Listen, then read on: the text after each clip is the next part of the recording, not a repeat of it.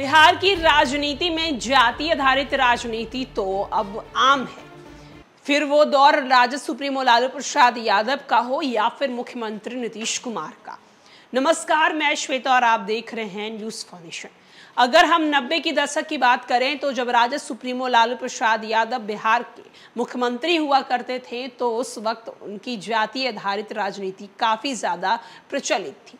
राजद का हमेशा से एक ही राजनीति फंडा रहा है, MY समीकरण। वहीं दूसरी तरफ बिहार के मुखिया यानी कि मुख्यमंत्री नीतीश कुमार बिहार की सत्ता में आते हैं और उनका समीकरण चलता है लव कुश का समीकरण, कुर्मी कुशवाहा का समीकरण।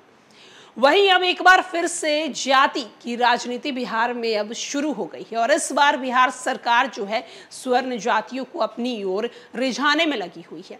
एक तरफ जहां आए दिन बिहार की सरकार की तरफ से ये बातें निकलकर सामने आती है कि केंद्र की सरकार यानी कि प्रधानमंत्री नरेंद्र मोदी की सरकार जो है वो सिर्फ और सिर्फ पिछड़े और अति पिछड़े वर्ग को आगे करती है, स्वर्ण जातियों के लिए कुछ नहीं करती है।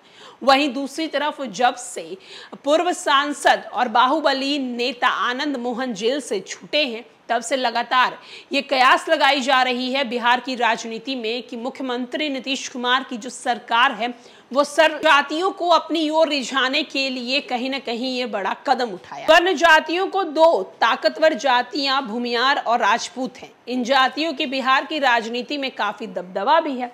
जातीय सर्वे रिपोर्ट आने के बाद राजपूत भूमियार वोटरों को रिझाने के लिए लालू नीतीश जुट गए हैं। यही वजह है कि कांग्रेस मुख्यालय सदाकत आश्रम में आयोजित श्री कृष्ण सिंह की जयंती समारोह में राजद सुप्रीमो लालू प्रसाद यादव आनंद मोहन की ओर से सहरसा में आयोजित मूर्ति अनावर कार्यक्रम में मुख्यमंत्री नीतीश कुमार हिस्सा लिए। बिहार में राजपूतों की संख्या 3.46% है और भूमियारों की संख्या 2.87। लालू यादव और नीतीश कुमार को मालूम है कि स्वर्ण जातियों का वोट भारतीय जनता पार्टी को जाता है।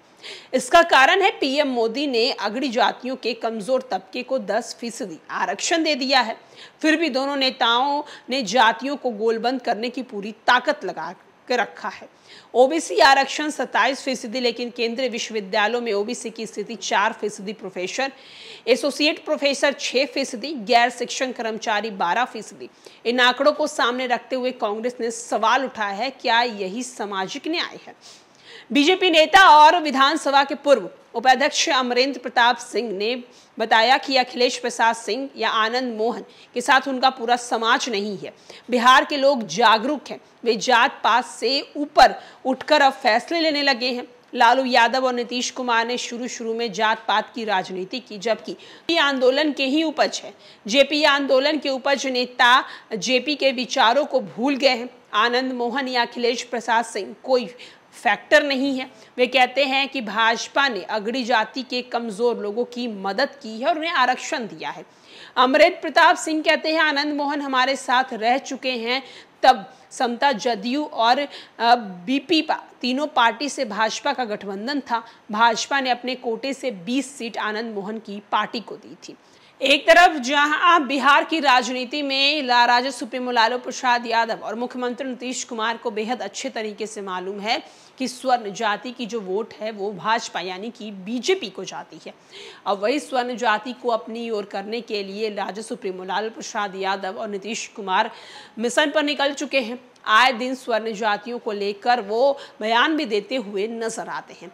आने वाले दिनों में देखना होगा कि बिहार की राजनीति में क्या राजद सुप्रीमो लालू प्रसाद यादव स्वर्ण जातियों को रिझाने में कामयाब होते हैं या फिर हमेशा की तरह स्वर्ण जाति बीजेपी को ही चुनती है। आपकी क्या राय है इस खबर को लेकर हमारे कमेंट बॉक्स में जरूर बताएं।